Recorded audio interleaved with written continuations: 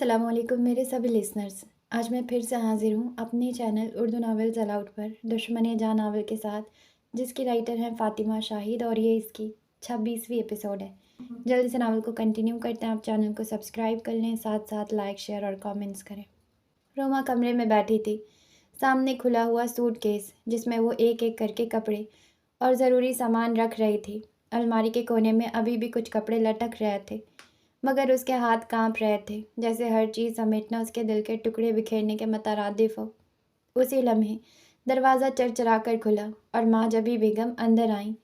ان کے چہرے پر تھکن، آنکھوں میں نمی اور ہونٹوں پر بے بسی کی لکیر تھی. جیسی زندگی انہوں نے گزاری تھی، مجبور اور صبر سے بھری ہوئی، ویسے ہی عکس اب اپنی بیٹی کی آنکھوں میں دیکھ رہی تھی. تم نے سچ میں فیصلہ کر لیا یہاں سے جانے کا؟ ماں جبی بیگم کے آواز میں تصدیق سے زیادہ دعا تھی کہ شاید روما انکار کر دے. روما نے نظریں جھکائے ہوئے کپڑے تہہ کر کے بیگ میں رکھے. ماں، یہاں سے جانے میں ہی عافیت ہے. وہ رک کر ایک پل کے لیے ماں کی طرف مڑی. آپ فکر نہ کریں، اسلام آباد میں فلیٹ بہت اچھا ہے. دوسرا منع کا گھر بھی وہاں قریب ہے. جب میں جاب پر جاؤں گی تو آپ اس کے پاس چلی جانا. ماں جبی بیگم نے اپنی بیٹی کو دیکھا، جس کے چہرے پر تھکن کے ساتھ ایک عجیب سی سنجیدگی نقش تھی. ان کی آنکھوں میں نمی تیر گئی. مطلب تم اپنے شوہر سے علیحدہ ہو رہی ہو؟ یہ کہتے ہوئے ان کا دل جیسے سینے میں کٹ گیا. روما کے ہونٹوں پر ہلکی سی مسکراہٹ آئی، مگر وہ مسکراہٹ زبردستی تھی، جس میں دکھ چھلک رہا تھا. شوہر کے قریب رہی ہی کب ہوں جو اب علیحدہ ہونا ہے؟ چند ہفتے ہی تو ساتھ رہے ہیں ہم. ماں کے دل میں ایک اور دھڑکا جاگا. اگر اس نے دوسری شادی کر لی پھر؟ روما نے لمحہ بھر کو ہاتھ بیگ پر رکھا، جیسے اندر کچھ دبانے کی کوشش کر رہی ہو. اجازت ہے ان کو، وہ کر سکتے ہیں. اس کا لہجہ سکون سے بھرپور تھا، لیکن آنکھوں میں وہ سکون کہیں موجود نہیں تھا. ماں جبی بیگم نے گہری نظر سے بیٹی کو دیکھا. مجھے تمہاری طبیعت کافی دنوں سے ٹھیک نہیں لگ رہی. ان کے لہجے میں ایک نیا خدشہ لرز رہا تھا. روما نے سر جھکا لیا. جی، بس گوشت کی اسمیل کی وجہ سے الٹیاں ہو رہی تھی. اس نے محسوس کیا کہ دن بدن اس کا جسم کمزور پڑتا جا رہا ہے، مگر اب وہ یہ دکھ بھی چھپا رہی تھی. کمرے میں خاموشی پھیل گئی، صرف بیگ کے زپ کی آواز گونج رہی تھی. کل کتنے بجے نکلنا ہے؟ ماں جبی بیگم نے سوچتے ہوئے پوچھا. صبح 11 بجے. یہاں کچھ کام ہے، وہ نپٹا کر نکلوں گی. روما نے سوٹ کیس بند کیا اور سائڈ پر رکھ دیا. ماں جبی بیگم تھک کر بستر پر نیم دراز ہو گئیں. جانے سے پہلے ڈاکٹر کے پاس چلیں گے. ان کی آواز میں تھکن بھی تھی اور فکر بھی. روما نے ایک نظر ماں کی طرف ڈالی اور بنا کچھ کہے باقی سامان سمیٹنے لگی. کمرے کی فضا بوجھل ہو گئی. بیگ کی خاموشی اور ماں کے دل کی ٹوٹ پھوٹ ایک دوسرے میں گھل رہی تھی.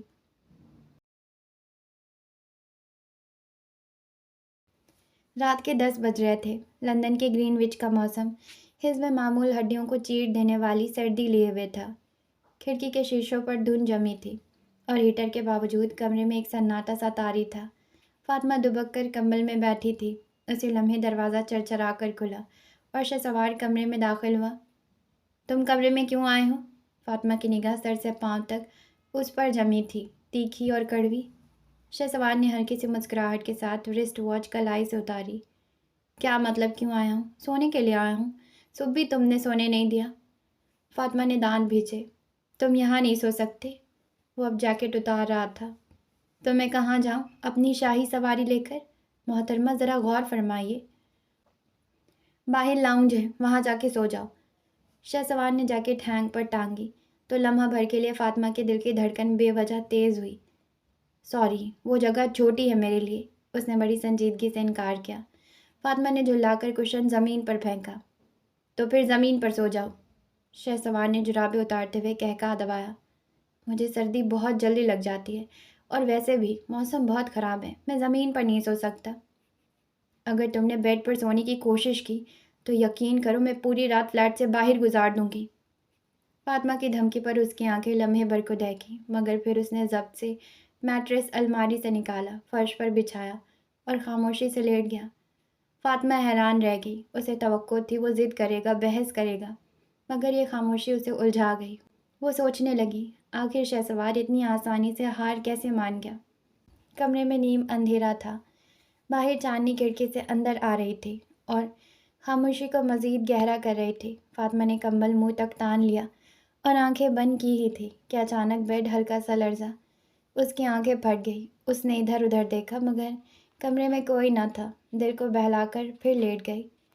اب کی بار جھٹکا اور تیز تھا۔ فاطمہ کی روح تک کانپ اٹھی۔ جلدی سے لیمپ آن کیا تو نظر نیچے گئی۔ شہسوار سکون سے سو رہا تھا، دنیا و مافیا سے بے خبر۔ شاید مجھے وہم ہوا ہے، اس نے خود کو دلاسا دیا، مگر جوں ہی لیمپ بند کیا بیڈ پھر لرزا۔ خوف کے مارے اس نے جھٹکے سے چھلانگ لگائی اور سیدھی شہسوار کی ٹانگوں پر آ گری۔ وہ ہڑبڑا کر اٹھ بیٹھا۔ فاطمہ، یہ کیا طریقہ ہے؟ میری ٹانگیں توڑ دی تم نے۔ فاطمہ کی آواز کانپ رہی تھی۔ کوئی میرا بیڈ ہلا رہا ہے۔ شہسوار قسم سے جھوٹ نہیں بول رہی۔ اس کی آنکھوں میں خوف صاف جھلک رہا تھا۔ شہسوار نے اس کی طرف دیکھا۔ چاندنی اس کے چہرے پر پڑ رہی تھی۔ اس کی بڑی بڑی آنکھوں میں وحشت تھی۔ اس وحشت کے بیچ کچھ ایسا تھا جس نے شہسوار کے دل کو جھنجھوڑ دیا۔ تمہارا وہم ہوگا، یہاں کوئی نہیں ہے، اس نے نرم لہجے میں کہا، مگر اگلے ہی لمحے فاطمہ نے کندھا پکڑ کر اسے جھنجھوڑ دیا۔ 3 بار ہوا ہے یہ، میں سچ کہہ رہی ہوں۔ شہسوار نے ہلکا سا سانس چھوڑا۔ اچھا ایک کام کرو، زمین پر میرے ساتھ سو جاؤ۔ اس نے موقع کا فائدہ اٹھایا۔ میں نہیں سو رہی تمہارے ساتھ، خبردار جو ایسی بات دوبارہ کی۔ وہ بھڑک اٹھی۔ شہسوار شانے اچکا کر پھر لیٹ گیا۔ تو پھر جنوں سے اکیلی لڑتی رہو، میں سونے لگا ہوں۔ فاطمہ کی آنکھوں میں نمی تیرنے لگی۔ موسیٰ یاد آ گیا، وہ ہمیشہ اس کے سکون اور خوف کا خیال رکھتا تھا۔ تم نے ایسا کیوں کیا موسیٰ؟ دل ہی دل میں ٹوٹے لہجے میں پکارا۔ ڈر اتنا غالب تھا کہ وہ سوچے سمجھے بغیر شہسوار کے ساتھ تھوڑے فاصلے پر لیٹ گئی۔ اس کے کندھے شہسوار کی کمر سے چھو گئے۔ شہسوار کے لبوں پر ایک ہلکی سی فاتحانہ مسکراہٹ آ گئی۔ سنو، شہسوار نے آہستہ سے کہا، جیسے اس کا ڈر محسوس کر چکا ہو۔ کیا ہے؟ ہمیشہ کی طرح جھنجھلا کر بولی۔ اگر زیادہ ڈر لگ رہا ہے تو مجھے اجازت دو، میں تمہاری طرف رخ کر لوں۔ یہ جملہ اس کے لیے غیر متوقع تھا۔ شہسوار اجازت مانگ رہا تھا۔ فاطمہ نے دل پر پتھر رکھا۔ کر لو، لیکن فاصلے پر لیٹے رہنا، ٹھیک ہے؟ اوکے، وہ ہلکے لہجے میں بولا اور رخ موڑ کر اس کی طرف آ گیا۔ اب اس کی آنکھوں کے آنسو، لرزتی پلکیں اور بھیگی خاموشی سب واضح نظر آ رہے تھے۔ سو جاؤ، میں یہیں ہوں، کچھ نہیں ہوگا۔ اس کے الفاظ کے ساتھ ہی اس کی سانسیں فاطمہ کی گردن سے ٹکرائیں تو وہ مزید سکڑ گئی اور آنکھیں زور سے موند لی۔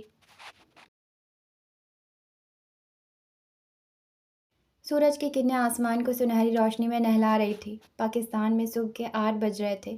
باہر پرندے چہچہاتے پھر رہے تھے اور ہوا میں تازہ مٹی کی خوشبو گھلی ہوئی تھی۔ کمرے کے اندر رئیسہ استری بورڈ پر جھکی ہوئی بڑی احتیاط سے سیام کے شرٹ پر استری پھیر رہی تھی۔ استری کی ہلکی سی سیٹی اور کپڑے سے اٹھتی ہلکی بھاپ ماحول کو اور بھی نرم بنا رہی تھی۔ اتنے میں سیام پسینے سے شرابور تیز قدموں کے ساتھ مارننگ واک سے واپس آیا۔ اس کے ہاتھ میں ٹاول تھا جس سے وہ ماتھے اور گردن کا پسینہ صاف کر رہا تھا۔ رئیسہ، کپڑے پریس ہو گئے؟ اس نے ٹاول کندھے پر ڈالتے ہوئے پوچھا۔ رئیسہ نے نظریں جھکائے جھکائے جواب دیا، ہاں بس ہو گئے ہیں۔ اس کی آواز میں گھریلو سکون اور ذمہ داری جھلک رہی تھی۔ سیام جیسے ہی باتھ روم کی طرف بڑھا تو رئیسہ نے اسے آواز دی، سیام، آج ذرا جلدی آ جانا، 11 بجے تک ڈاکٹر کے پاس جانا ہے۔ سیام نے ایک لمحے کو رک کر اس کی طرف دیکھا، جیسے اس کی بات کو دل میں محفوظ کر رہا ہو۔ ہاں مجھے یاد ہے، میں آ جاؤں گا۔ یہ کہہ کر وہ باتھ روم میں داخل ہو گیا۔ رئیسہ نے استری شدہ کپڑے احتیاط سے بیڈ پر رکھے اور پھر آہستہ قدموں سے نیچے آ گئی تاکہ سیام کے لیے ناشتہ تیار کریں۔ نیچے ڈرائنگ روم میں فردان نکلنے کے لیے تیار کھڑا تھا۔ اس کے چہرے پر وہ شوخی اور ہنسی غائب تھی جو عام دنوں میں سب کو محظوظ کرتی تھی۔ اس کی آنکھوں میں بوجھل اداسی اور دل کی گرفتگی صاف نظر آ رہی تھی۔ فردان، ناشتہ نہیں کرو گے؟ رئیسہ نے نرم لہجے میں کہا۔ اس کا دل بھائی جیسے دیور کو اس حال میں دیکھ کر پگھل سا گیا۔ فردان نے نظریں چرا کر مختصر جواب دیا، نہیں بھابھی، بھوک نہیں ہے۔ وہ تیز قدموں سے باہر نکلنے ہی لگا تھا کہ رئیسہ نے آگے بڑھ کر اس کا راستہ روک لیا۔ فردان، تم اس کو لے کیوں نہیں آتے؟ میں روما کو جانتی ہوں، وہ بہت معصوم ہے، جلدی مان جائے گی۔ رئیسہ کی آواز میں مخلصی اور اپنائیت تھی۔ فردان کے چہرے پر تلخ سا تبسم ابھرا۔ اس نے رئیسہ کو ایک پل کے لیے دیکھا، پھر ہلکا سا استہزائیہ کہا ہنسا، مگر اس کی آنکھوں میں پچھتاوے کی جھلک نمایاں تھی۔ نہیں مانے گی وہ بھابھی، میں نے اس کی بے عزتی کی ہے۔ میں دوبارہ اس کی معصومیت کا فائدہ نہیں اٹھانا چاہتا۔ فردان کے لہجے میں ندامت چھلک رہی تھی۔ رئیسہ نے اس کے بازو پر ہاتھ رکھا۔ فردان پلیز ایک بار اس سے بات کر لو، اس سے پہلے کہ دیر ہو جائے۔ وہ جانتی تھی فردان خود کو فاطمہ کا مجرم سمجھ رہا ہے، حالانکہ حقیقت میں یہ سب وقتی غصہ اور غلط فہمی تھی۔ مگر فردان نے نظریں جھکائے ہوئے قدم پیچھے ہٹا لیے۔ بھابھی میں چلتا ہوں، اللہ حافظ۔ اس نے جلدی سے الفاظ ادا کیے اور باہر کی طرف بڑھ گیا جیسے خود سے فرار چاہتا ہو۔ رئیسہ اس کے پیچھے دیکھتی رہ گئی اور دل ہی دل میں دعا کی کہ فردان اور روما کے درمیان یہ دوری جلد ختم ہو جائے۔ گرین وچ کی خاموش فضا میں اس وقت صبح کے 4 بج رہے تھے۔ کھڑکی سے جھانکتی ہلکی سی چاندنی کمرے کو نرم روشنی میں نہلا رہی تھی۔ کمرہ سناٹے میں ڈوبا ہوا تھا اور اس سناٹے کو صرف فاطمہ کی مدھیم سانسیں توڑ رہی تھی۔ وہ نیند کی وادیوں میں اتنی کھوئی ہوئی تھی کہ گویا دنیا و مافیا سے بے خبر ہو۔ شہسوار اس کے معصوم چہرے کو دیکھتا رہا۔ اس کی پرسکون نیند اور چہرے پر پھیلا نور دیکھ کر وہ بے ساختہ مسکرا دیا۔ تم اتنی خوبصورت کیوں ہو یار؟ دل کرتا ہے بس تمہیں دیکھتا رہوں۔ اگر ایسے ہی چلتا رہا تو میں بہت جلد ناکارہ ہو جاؤں گا۔ وہ مدھیم آواز میں جیسے خود سے باتیں کرتا ہوا بولا۔ اچانک فاطمہ نے نیند میں کروٹ لی اور بے خیالی میں شہسوار کا ہاتھ تھام لیا۔ شہسوار لمحے بھر کو ٹھٹک گیا۔ اگر وہ جاگ رہی ہوتی تو شاید یہ حرکت کبھی نہ کرتی۔ اس کی اس بے ساختہ معصومیت پر شہسوار کا دل اور بھر آیا۔ اسی لمحے دور کہیں سے فجر کی اذانوں کی آواز اٹھنے لگی۔ شہر کی خاموش فضاؤں میں اذان کی آواز روح کو چھو لینے والی لگ رہی تھی۔ شہسوار نے نرمی سے جھک کر اس کے ماتھے پر ہلکا سا بوسہ دیا۔ فاطمہ نے نیند میں ہی منہ بنایا جیسے اس لمس سے چڑ گئی ہو۔ اس کے منہ بنانے کے انداز پر شہسوار ہنس پڑا، مگر ہنسی دل کے اندر ہی دبائے رکھی تاکہ وہ جاگ نہ جائے۔ فاطمہ اٹھ جاؤ، نماز نہیں پڑھنی؟ اس نے دھیرے سے پکارا، پھر مزید قریب ہو کر پچکارا۔ فاطمہ اٹھو، شاباش، ٹائم گزر رہا ہے۔ مگر فاطمہ نے نیند میں ہی سرگوشی کی۔ مجھے سونے دو موسیٰ۔ یہ نام سنتے ہی شہسوار کی مسکراہٹ پھیکی پڑ گئی۔ اس کی آنکھوں میں لمحے بھر کو ایک کسک سی جاگی جیسے کوئی نادیدہ تیر دل کو چھو گیا ہو۔ وہ ہمارے درمیان سے جا کر بھی ہمارے درمیان ہے۔ پھر آہستگی سے اس کا ہاتھ چھڑوا کر واش روم کی طرف بڑھ گیا تاکہ وضو کر سکے۔ 10 منٹ بعد وہ واپس آیا تو اس نے کمرے کے سارے بلب روشن کر دیے تاکہ فاطمہ بھی بیدار ہو جائے۔ اس کے لبوں پر وضو کی تازگی اور چہرے پر ایک عجیب سا سکون تھا۔ مسجد فلیٹ سے دور تھی، اس لیے اس نے گھر میں ہی نماز شروع کر دی۔ کمرے کی روشنی سے فاطمہ کی آنکھ کھل گئی۔ اس نے آنکھیں مس لی اور سامنے کا منظر دیکھ کر ٹھٹک گئی۔ شہسوار تشہد پر بیٹھا پوری یکسوئی کے ساتھ نماز میں مگن تھا۔ اس کے لبوں پر تلخ مسکراہٹ آئی۔ مجھے امپریس کرنے کے لیے گھر پر نماز پڑھ رہے ہو تاکہ میں دیکھ سکوں کتنے نیک ہو تم، اس نے طنزیہ انداز میں کہا۔ شہسوار نے سر اٹھا کر اس کی طرف دیکھا۔ میں نماز سے کبھی تمہیں امپریس نہیں کروں گا۔ میری نمازیں میرے رب کے لیے ہیں اور دعائیں تمہارے لیے۔ اس کے لہجے میں سکون اور سچائی کی گونج تھی۔ پھر گھڑی کی طرف دیکھا۔ جاؤ تم بھی وضو کر لو، ٹائم گزر رہا ہے۔ گھڑی کی سوئیاں 4:30 پر ٹھہری تھی۔ زیادہ مسلمان بننے کی ضرورت نہیں ہے، مجھے پتہ ہے، میں نے بھی نماز پڑھنی ہے۔ وہ بالوں کا جوڑا بناتے ہوئے بستر سے اٹھی۔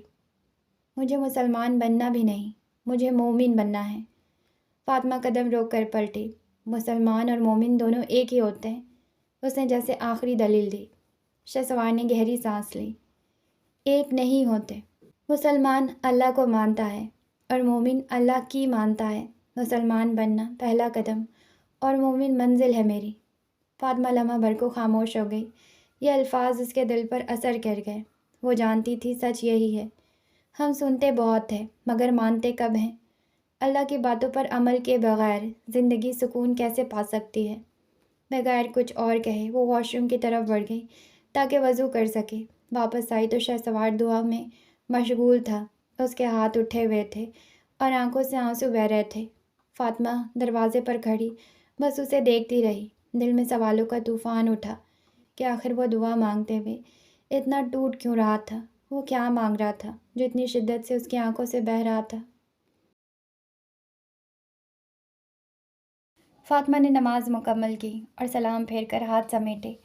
اس کا دوپٹہ حجاب کی طرح سر پر ٹکا ہوا تھا اور معصوم سا چہرہ اس میں اور بھی نکھرا لگ رہا تھا۔ شہسوار نماز ختم کر چکا تھا، لیکن اس کی نظریں اب بھی سامنے بیٹھی فاطمہ پر جمی تھیں۔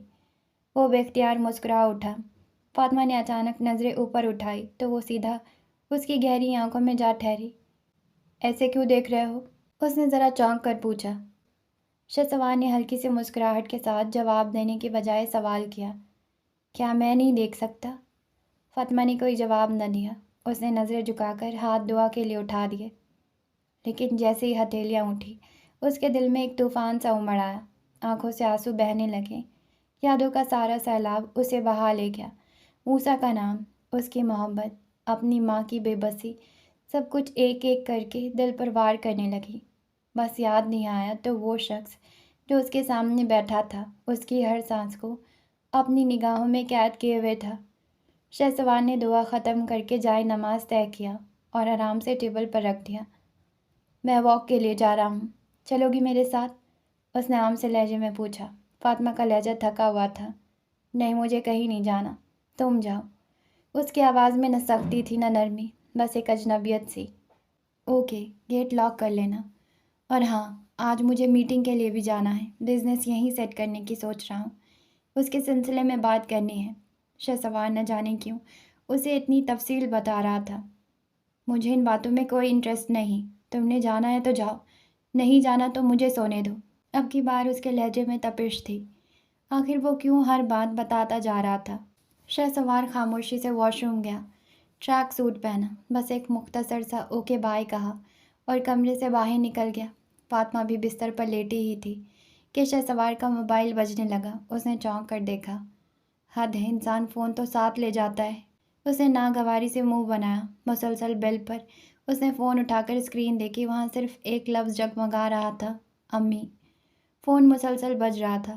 فاطمہ نے لمحہ بھر سوچا، پھر بیل بجنے پر کال ریسیو کر لی۔ السلام علیکم، خانم بیگم کی نرم اور مانوس آواز آئی۔ وعلیکم السلام، فاطمہ نے مختصر جواب دیا اور خاموش ہو گئی۔ ارے واہ، آج تو سوار کی جگہ اس کی بیوی نے فون اٹھایا ہے۔ کیسی ہو بیٹا؟ خانم بیگم کے لہجے میں خوشی تھی۔ میں ٹھیک ہوں، وہ باہر گئے ہیں، فاطمہ نے روکھے انداز میں جواب دیا۔ چلو یہ بھی اچھا ہوا، اسی بہانے تم سے بات ہو ہی جائے گی۔ خانم بیگم نے بات کو خوشگوار بنانے کی کوشش کی۔ جی، اس نے مختصر کہا اور پھر خاموش ہو گئی۔ ماں کا دل سمجھ گیا کہ یہ لڑکی ہچکچا رہی ہے۔ اور سناؤ، شہسوار تمہارا خیال رکھتا ہے نا؟ تنگ تو نہیں کرتا؟ یہ سوال فاطمہ کو موقع لگا۔ اس نے لہجہ ذرا بوجھل کیا۔ نہیں، بالکل خیال نہیں رکھتا، گھر بھی لیٹ آتا ہے، خود سارا دن باہر رہتا ہے، جب پوچھتی ہوں کہاں تھے تو کہتا ہے نن آف یور بزنس۔ بہت روڈ بیہیویئر ہے اس کا۔ اتنے میں دروازے پر ایک سایہ سا لرزا۔ شہسوار جو فون لینے واپس آیا تھا، لیکن اب چپ چاپ دروازے کے ساتھ ٹیک لگائے اس کی ہر بات سن رہا تھا۔ کیا سچ میں وہ ایسے کرتا ہے؟ خانم بیگم نے حیرت سے پوچھا، مگر دل ہی دل میں جانتی تھی کہ یہ لڑکی بڑھا چڑھا کر بتا رہی ہے۔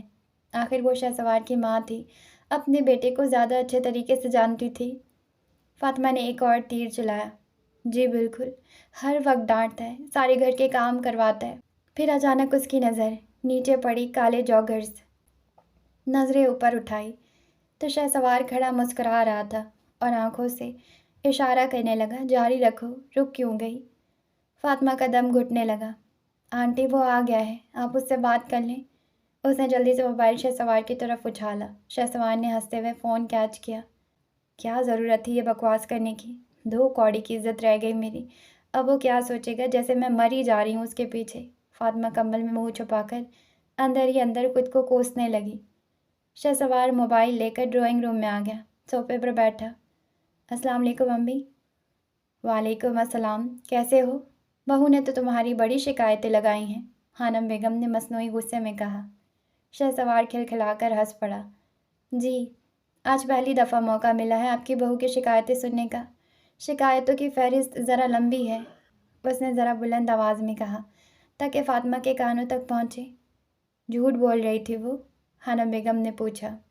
امی، میری بیوی جھوٹ نہیں بولتی، بس مذاق کر رہی تھی، پاس ہی کھڑا تھا میں۔ شہسوار کے لہجے میں مان تھا۔ وہ کسی کو یہ حق دینے پر تیار نہیں تھا کہ اس کی بیوی کو جھوٹا کہے۔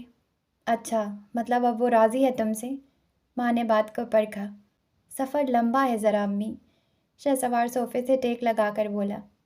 प्यार से मनाओ, मुझे उम्मीद है मान जाएगी, हाना बेगम ने प्यार भरे अंदाज में कहा। प्यार से ही मना रहा हूँ। बेचारा तो उसके हाथों पिस कर रह गया था। शहसवार ने मुस्कुराकर जवाब दिया। अगर प्यार से ना माने तो थोड़ी सख्ती कर लेना, अपने छोटे छोटे काम उससे करवाओ, दिल मोम हो जाएगा, माँ ने मशवरा दिया। शहसवार ने कहकहा दबाया। अम्मी, मैं चाह कर भी सख्ती नहीं कर सकता, कोई और मशवरा दें। हानम बेगम ने मोबाइल घूरा। मुझे लगता है मेरा इकलौता बेटा जन मुरीदी के रिकॉर्ड तोड़ने वाला है। शहसवार हंसा। अम्मी, अगर बीवी फातिमा इब्राहिम हो तो रिकॉर्ड टूट सकते हैं। चलो फ़िलहाल उसकी शिकायतें दूर करो, मैं ज़रा तुम्हारे अब्बू को चाय दे आऊँ, फिर बात करती हूँ। ये कहकर फ़ोन बंद कर दिया। शहसवार सोफे पर बैठा अभी भी हंस रहा था। पीछे कंबल के अंदर फातिमा की गालें शर्म और झंझलाहट के मारे दहक रही थी। मूसा आंखें मूंदे जेल की नमी भरी कोठरी के कोने में दुबका बैठा था। दीवारों पर नमी के धब्बे थे, फर्श पर गंदगी और पसीने की मिली जुली बू, और अंधेरे में सिर्फ चूहों के रेंगने की आहट थी और जंग आलूद सलाखों से टपकता पानी किसी अजियतनाक साज की तरह शोर मचा रहा था। अचानक जंजीरों की खड़खड़ाहट के साथ जेल का भारी दरवाज़ा चरचराता हुआ खुला। रोशनी की तेज़ किरणें यूं अंदर घुसी जैसे अंधेरे के सीने को चीर डालना चाहती हो। दरवाजे पर एक हट्टा कट्टा जेलर खड़ा था, आंखों में सख्ती और चेहरे पर तमस्खर। वही लोग जो कभी मूसा शेर खान के नाम से कांपते थे, अब उसके सामने सीना तान कर खड़े होते थे। यह मंजर ही इस बात की गवाही दे रहा था कि बादशाह का गुरूर कब का मिट्टी हो चुका है। चलो, आज तुम्हारा बाहर जाने का वक्त है। जेलर ने करीब आकर मूसा के पेट पर जोरदार लात मारी। मूसा कराते हुए झुक गया, मगर खामोश रहा। मुझे बाहर ले जाने के लिए आए हो? उसकी भारी आवाज़ में शिकस्त की लकीर थी। हाँ, हर जुमेरात को तुम्हें कोठरी से बाहर आने की इजाज़त है, जेलर ने तंजिया लहजे में कहा और बाजू पकड़कर उसे घसीटते हुए बाहर ले आया। बाहर निकलते ही रोशनी उसकी आंखों को यूं चीरने लगी जैसे बरसों के अंधे पर अचानक सूरज चमक गया हो। एक हफ्ते बाद उजाला नसीब हुआ था। आसमान नीला था, मगर मूसा की आंखों में धुंधला। इर्द गिर्द कैदियों का एक छोटा सा हुजूम था। सब अपनी अपनी दुनियाओं में गुम थे। कोई दीवार से टेक लगाए बैठा था, कोई ज़मीन पर लकीर खींच रहा था। मूसा ने खाली बेंच देखी और जा बैठा। जैसे ही वो अकेला हुआ, काली आंखों वाली लड़की की याद दिल में तीर की तरह चुभ गई। ख्वाहिश हुई काश वो कहीं से आ जाए और सामने बैठकर उसे तकता रहे। यहाँ अकेले क्यों बैठे हो? क्या नए आए हो? एक भारी आवाज़ उसके करीब उभरी। मूसा ने पलट कर देखा। एक बूढ़ा कैदी था, चेहरा झुर्रियों से भरा हुआ, आंखों में थकन, मगर लहजे में नरमी। मूसा ने हल्की सी मुस्कुराहट दी। जेल मेरे लिए नहीं है। बूढ़ा हंस पड़ा। लग भी रहा है, एक दिन के कैदी लगते हो। नहीं, मुझे यहाँ आए 1 महीना होने वाला है। बूढ़े ने हैरत से उसका सरापा देखा। बहुत खूबसूरत मालूम हुआ। किस जुर्म में आए हो? मूसा ने नज़रें चुरा ली। कत्ल के केस में। किसका कत्ल किया? सवाल खंजर की तरह लगा। अपने सुसर का। मूसा के होंठ लरस गए। ताया के कत्ल का इल्ज़ाम गोल कर गया। बूढ़ा साकित रह गया। क्यों? मूसा ने जवाब न दिया। उसके पलकों के पीछे ताया का खून और फातिमा की आंखें दोनों लहरा रहे थे। बूढ़ा खामोश हुआ तो लम्हे बाद फिर बोल पड़ा। मैं भी कत्ल के केस में ही हूँ। 20 साल हो गए, न फांसी मिलती है न रिहाई। उसकी आवाज़ में ज़ख्मों की पुरानी जलन थी। मूसा ने सवाल दागा। किसका कत्ल किया था? बूढ़े की आंखें भर आई। मेरी बेटी के साथ दरिंदगी हुई थी। किसी ने हमारी मदद न की। मैंने उस दरिंदे को खुद मार डाला और तब से ये सलाखें मेरा मुकद्दर हैं। मूसा का दिल जैसे किसी ने मुट्ठी में जकड़ लिया हो। सांस लेना दुश्वार हो गया। यादों में फातिमा की सूरत उभरी। वो लम्हा जब उसने तंज किया, सवाल उठाए, उसके गुरूर को ललकारा, और मूसा ने बदले की आग में उसका सब कुछ छीन लिया। तुम ठीक हो? बूढ़े ने तरस भरी नज़रों से पूछा। मूसा का ज़ब्त टूट गया। मैं ठीक नहीं हूँ। मैं उसके बाप को नहीं मानना चाहता था। मैं उससे मोहब्बत करता हूँ। अंधेरे में वो याद आती है, मैं भागता हूँ, मगर वो और करीब आती है। प्लीज़ मुझे अपनी जेल में ले चलो, मैं अकेला बर्दाश्त नहीं कर पाता। بوڑھا اس کے ہاتھ تھام گیا جو لرز رہے تھے۔ بہت محبت کرتے ہو اس سے؟ موسیٰ کی آنکھوں سے دھار بہہ نکلی۔ بہت زیادہ، اتنی کے بیان سے باہر بوڑھے نے آہ بھری۔ کاش تم اس کے باپ کو نہ مارتے۔ بیٹی کے لیے دنیا میں سب سے بڑا سہارا اس کا باپ ہی ہوتا ہے۔ تم نے بہت بڑا گناہ کیا ہے۔ موسیٰ نے سر جھکا دیا۔ جانتا ہوں گناہ بڑا ہے، لیکن سزا اس سے بڑی ملی ہے۔ جیل کی قید کاٹ لیتا، مگر اس کی سزا نے دل چیر دیا میرا۔ کیسی سزا؟ بوڑھا حیران ہوا۔ کیا جیل سے بڑی بھی کوئی سزا ہوتی ہے؟ کوئی پوچھے موسیٰ سے۔ موسیٰ نے سر اٹھایا، آنکھوں میں لہو اتر آیا۔ محبوب کو رقیب کے ساتھ دیکھنا مرنے کے مترادف ہے۔ یہ جیل سے بڑی سزا ہے۔ میرا دل کٹ جاتا ہے۔ جو کل تک میرے نام سے جڑی تھی، آج وہ کسی اور کی ہو گئی۔ یہ کہتے ہی وہ دہاڑے مار کر رو پڑا۔ ایک مرد کا آنسو آس پاس بیٹھے کئی قیدیوں کے دلوں کو ہلا گیا۔ بوڑھا اس کے کندھے پر ہاتھ رکھ گیا۔ صبر کرو، اللہ صبر کرنے والوں کے ساتھ ہے۔ اس اندھیرے میں اس کو یاد کرو جو روشنی بانٹنے والا ہے۔ پھر آہستہ سے اٹھا اور اپنی کوٹری کی طرف لوٹ گیا۔ موسیٰ دیر تک اس کے پشت دیکھتا رہا، حیران تھا کہ کوئی انسان جیل کے اندھیروں میں بھی اتنا پرسکون کیسے رہ سکتا ہے۔ صبح کے 9 بج رہے تھے۔ ہلکی سنہری دھوپ پردوں سے چھن کر کمرے میں پھیل رہی تھی۔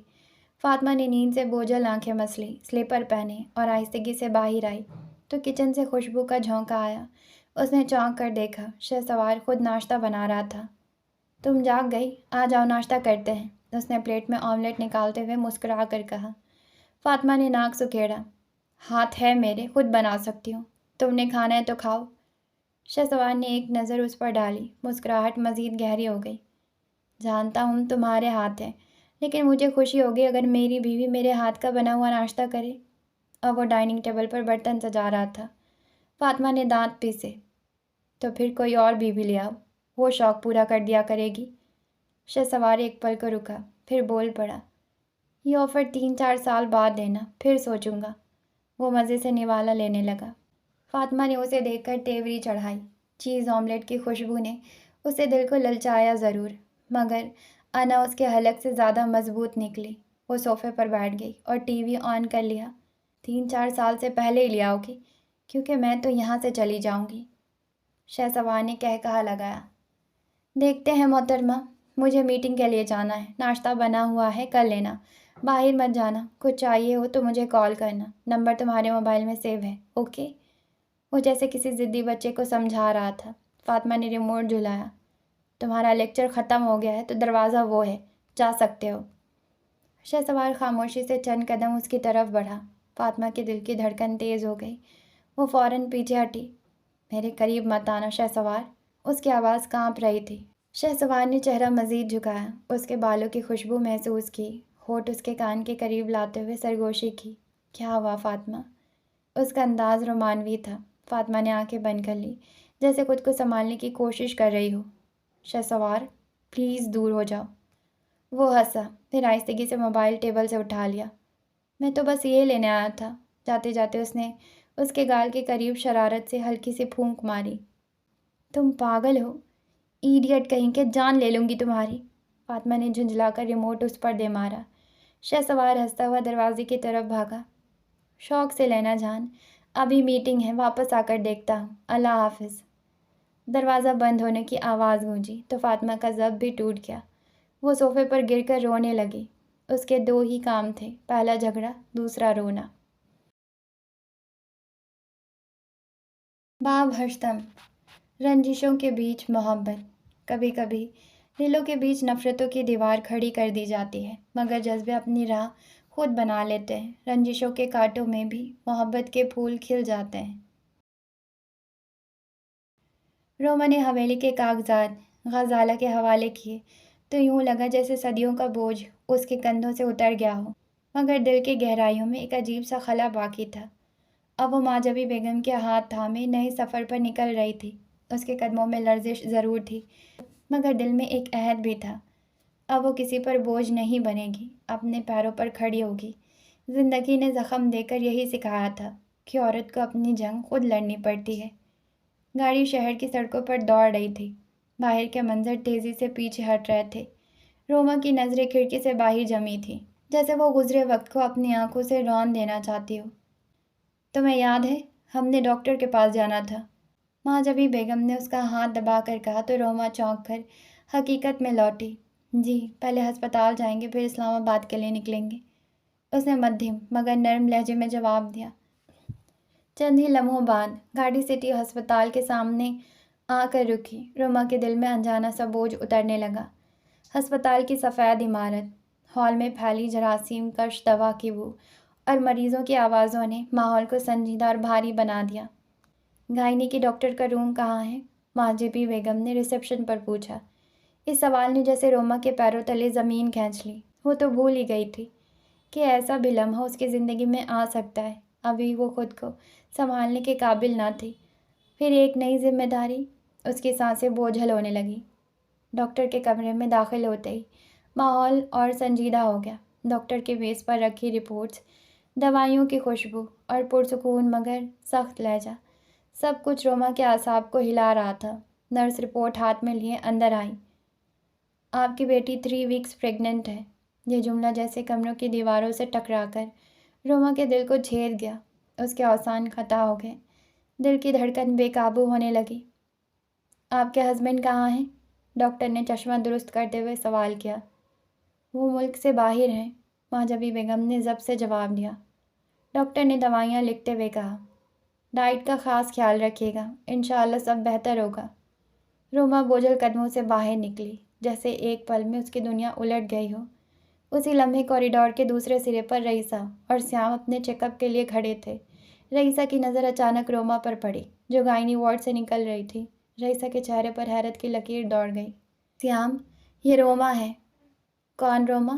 سیام نے موبائل سے نظریں اٹھا کر بے پرواہ انداز میں پوچھا۔ فردان کی بیوی۔ رئیسہ نے قدم تیز کیے، مگر تب تک روما لفٹ میں داخل ہو کر اوجھل ہو چکی تھی۔ سیام کی پیشانی پر بل پڑ گئے۔ یہ یہاں کیا کر رہی تھی؟ رئیسہ بھویں سکیڑ گئی۔ سیام، کہیں یہ پریگننٹ تو نہیں؟ میں نے خود اسے گائنی روم سے نکلتے دیکھا ہے۔ سیام چونک گیا۔ یہ ناممکن ہے۔ ویٹ، میں فردان کو کال کرتا ہوں۔ فون بار بار ملانے کے باوجود دوسری طرف خاموشی چھائی رہی۔ سیام کے جبڑے بھینچ گئے، وہ فون نہیں اٹھا رہا تھا۔ ابھی چیک اپ کروا لے، پھر گھر جا کر بات کرتے ہیں، رئیسہ نے سنبھلتے ہوئے کہا۔ کچھ ہی لمحوں بعد وہ ڈاکٹر مقدس کے کمرے میں داخل ہوئی۔ السلام علیکم۔ ڈاکٹر مقدس مسکرائی۔ وہ اس کی یونی فرینڈ تھی، بٹ ڈپارٹمنٹ چینج تھا۔ وعلیکم السلام۔ آؤ رئیسہ، سیام بھائی کہاں ہیں؟ وہ باہر ہے، مجھے تم سے ایک بات پوچھنی تھی۔ رئیسہ کے چہرے پر سنجیدگی ڈر آئی۔ ابھی یہاں سے جو لڑکی نکلی ہے، کیا وہ پریگننٹ ہے؟ مقدس نے چونک کر اسے دیکھا۔ ہاں، اگر تم روما فردان کی بات کر رہی ہو تو وہ پریگننٹ ہے۔ یہ سنتے ہی رئیسہ کا شک سچ ثابت ہوا اور اس کے دل میں ایک طوفان سا اٹھ کھڑا ہوا۔ مرحا شاور لے کر کمرے میں آئی تو اسماعیل ابھی بھی نیند کی وادیوں میں کھویا ہوا تھا۔ اس نے اسے ایک نظر دیکھا، جیسے دل ہی دل میں اس کی سانسوں کی روانی کو محسوس کیا ہو، پھر آہستہ سے ڈریسنگ ٹیبل کے سامنے جا بیٹھی۔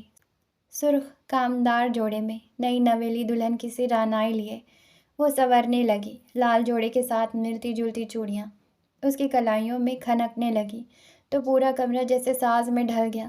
اسماعیل کی آنکھ کھل گئی تھی۔ اس نے آدھی بند آنکھوں سے مرحا کو یوں سنورتے دیکھا تو بے اختیار اش اش کر اٹھا۔ اگر تمہیں یاد نہیں تو میں بتا دوں، 10 بجے رزلٹ ہے میڈم تمہارا۔ وہ آنکھیں مسلتے ہوئے اس کے پیچھے آ کھڑا ہوا۔ مرحا جو پوری توجہ سے لپ گلوز لگا رہی تھی، اس کی بات سن کر منہ ایسے بنا جیسے کسی نے کڑوا بادام کھلا دیا ہو۔ تمہیں یاد تھا؟ مجھے لگا بھول گئے، وہ ترچھی نظروں سے آئینے میں دیکھتے ہوئے بولی۔ آف کورس، میری بیوی کا رزلٹ ہے، میں کیسے بھول سکتا ہوں؟ اسماعیل نے شرارت سے جواب دیا اور اسے اپنے بازو کے حلقے میں لیتے ہوئے اس کے کندھے پر ٹھوڑی ٹکا دی۔ دونوں نے آئینے میں ایک دوسرے کی جھلک دیکھی اور بے ساختہ مسکرا دیے۔ تم کچھ زیادہ چھوٹی نہیں ہو، اسماعیل سر جھکائے ہوئے بولا۔ اسے شدت سے احساس ہوا مرحا بمشکل اس کے سینے تک آتی ہے۔ مرحا نے لپ گلوز بند کیا اور اس کے پیٹ میں کوہنی مار دی۔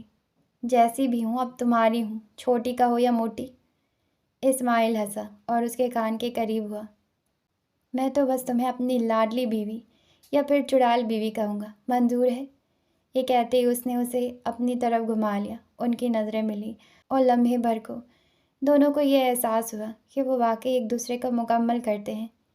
کتنا کچھ کھونے کے بعد یہ رشتہ ملا تھا اور اب ان کا ہر لہجہ قیمتی تھا۔ فلرٹ کر رہے ہو میرے ساتھ؟ مرا نے شرارت سے اس کے بال بگاڑ دیے جو پہلے ہی بکھرے ہوئے تھے، مگر وہ انہی بے ترتیبی میں دلکش لگ رہا تھا۔ اسماعیل نے اس کے چہرے کو دونوں ہاتھوں میں لیا اور دھیرے سے اس کے گال کو چوما۔ بیویوں کے ساتھ فلرٹ نہیں، رومانس کیا جاتا ہے۔ مرحبا بے ساختہ کھلکھلا کر ہنس پڑی۔ اس کی ہنسی کی کھنک اور چوڑیوں کے جھنکار نے کمرے میں خوشی کی ایک مدھر لہر دوڑا دی۔ چلو میں فریش ہو کر آتا ہوں، پھر باہر چلتے ہیں، امی ناشتے پر ویٹ کر رہی ہوں گی۔ اسماعیل نے اس کے بالوں کی خوشبو میں گہری سانس بھری۔ ہاں ہاں جلدی جاؤ، مجھے بہت بھوک لگی ہے، مرحا نے منہ بسوڑتے ہوئے کہا۔ اسے یاد آیا کہ کل رات اس نے صحیح سے کھانا بھی نہیں کھایا تھا۔ اوکے، تو میرے کپڑے نکالو، میں شاور لے کر آتا ہوں۔ اسماعیل نے اس کی کلائی تھام کر مزید چوڑیاں چڑھائیں، پھر مسکراتے ہوئے واش روم کی طرف بڑھ گیا۔ مرحا نے مسکرا کر سر ہلایا اور باقی چوڑیاں خود پہن لیں۔ پھر اس نے الماری سے ایک سفید کرتا نکالا۔ اس کو اسماعیل پر سفید اور براؤن رنگ سب سے زیادہ بھاتا تھا۔ اس نے ایک نظر آئینے میں خود کو دیکھا۔ آج اس کی آنکھوں میں سکون اور دل میں خوشی کی روشنی تھی۔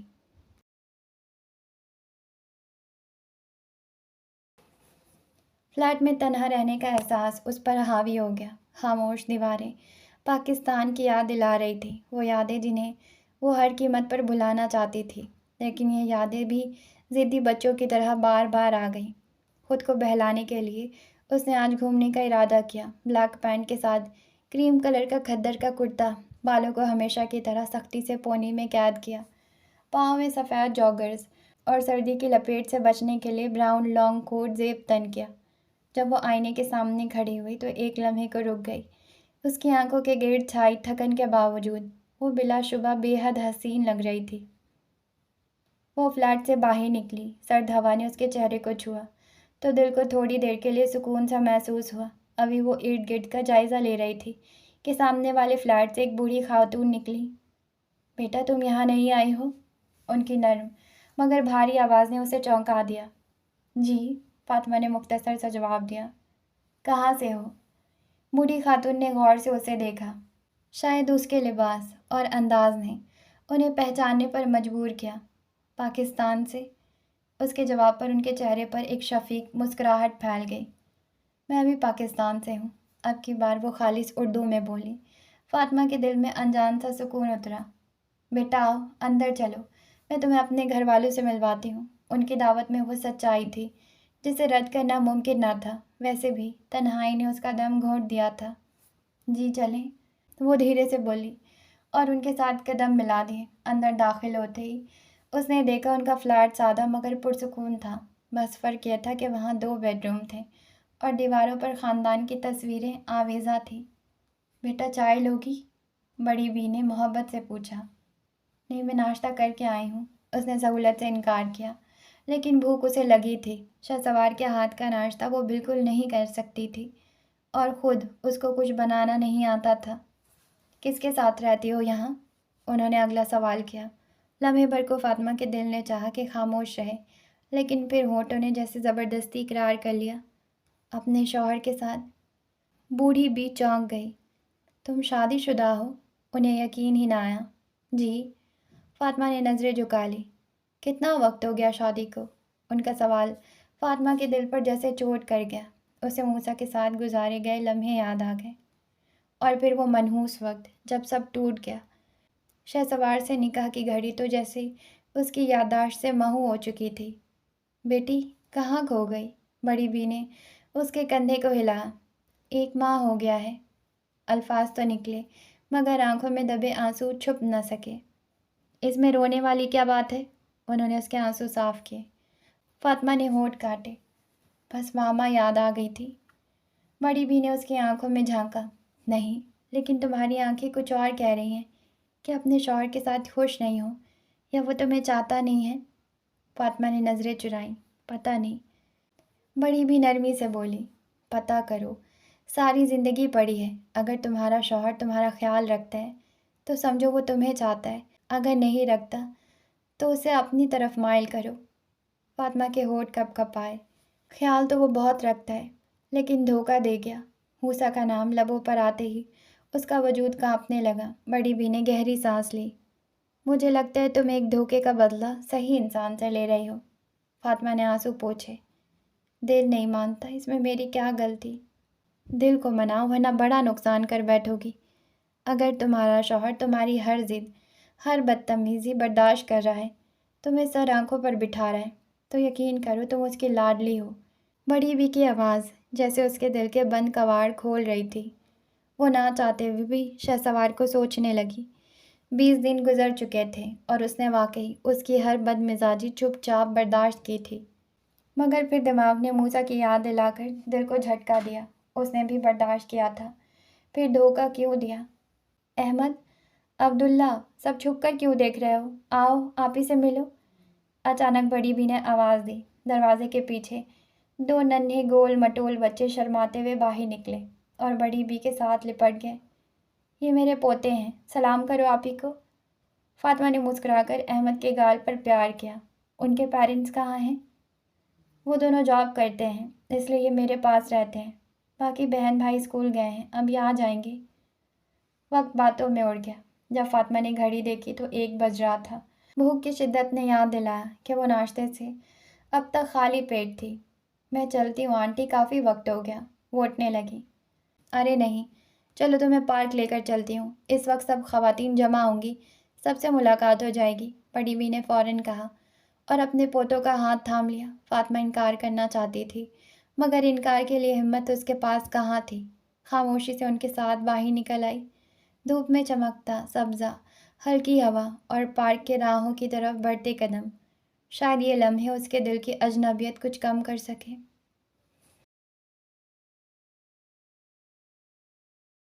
کیفے کی ہلکی مدھم روشنی میں رئیسہ اور سیام ایک کونے کی میز پر خاموش بیٹھے تھے۔ باہر شیشے کے پار بارش کی بوندیں شیشے پر دستک دے رہی تھی اور کیفے کے اندر کافی کی خوشبو گھل کر ماحول کو اور زیادہ سنجیدہ بنا رہی تھی۔ رئیسہ بار بار دروازے کی طرف دیکھ رہی تھی، جیسے ہر لمحہ فردان کے داخل ہونے کی منتظر ہو۔ چند ہی لمحوں بعد شیشے کا دروازہ کھلا، ٹھنڈی ہوا کا جھونکا اندر آیا اور اس کے ساتھ فردان۔ اس کی آنکھوں میں عجلت اور چہرے پر گھبراہٹ نمایاں تھی۔ سامنے میز پر رئیسہ اور سیام کو دیکھتے ہی وہ سیدھا ان کی طرف بڑھا۔ بھائی خیریت؟ آپ نے اتنی ایمرجنسی میں بلایا؟ وہ تیزی سے والیٹ اور بائک کی چابیاں میز پر رکھتے ہوئے بولا۔ سیام کے چہرے پر سنجیدگی کی لکیر مزید گہری ہو گئی۔ خیریت نہیں ہے فردان، اس کی آواز میں بوجھل سختی تھی۔ کیا مطلب؟ فردان کے ماتھے پر پسینے کی باریک بوندیں ابھر آئیں، رگیں تن گئیں۔ رئیسہ نے اس کی آنکھوں میں دیکھتے ہوئے بات کاٹی۔ تمہیں پتہ تھا نا روما پریگننٹ ہے؟ فردان کا دل جیسے ایک لمحے کو دھڑکنا بھول گیا۔ وہ کرسی کے پشت سے ٹیک لگا کر بے یقین نظروں سے رئیسہ کو دیکھنے لگا۔ کیا؟ آپ کو کس نے کہا یہ سب؟ اس کی آواز لرز رہی تھی۔ رئیسہ نے پرسکون لہجے میں جواب دیا۔ میں آج ڈاکٹر کے پاس گئی تھی، وہاں روما کو دیکھا۔ پہلے تو مجھے شک ہوا، پھر مقدس سے پوچھا تو اس نے بتایا روما فردان 3 ہفتے کی پریگننٹ ہے۔ یہ الفاظ فردان کے کانوں میں جیسے گونجنے لگے۔ اس کا دماغ سن ہو گیا تھا، زبان لڑکھڑا گئی۔ اسے لگا جیسے کسی نے اس کے جسم سے ساری طاقت نچوڑ لی ہو۔ اب تم کچھ کہو گے؟ سیام کی آواز تیز اور سخت تھی، مگر فردان اب بھی گمسم بیٹھا رہا۔ کچھ لمحوں بعد اس نے نظریں اٹھائیں۔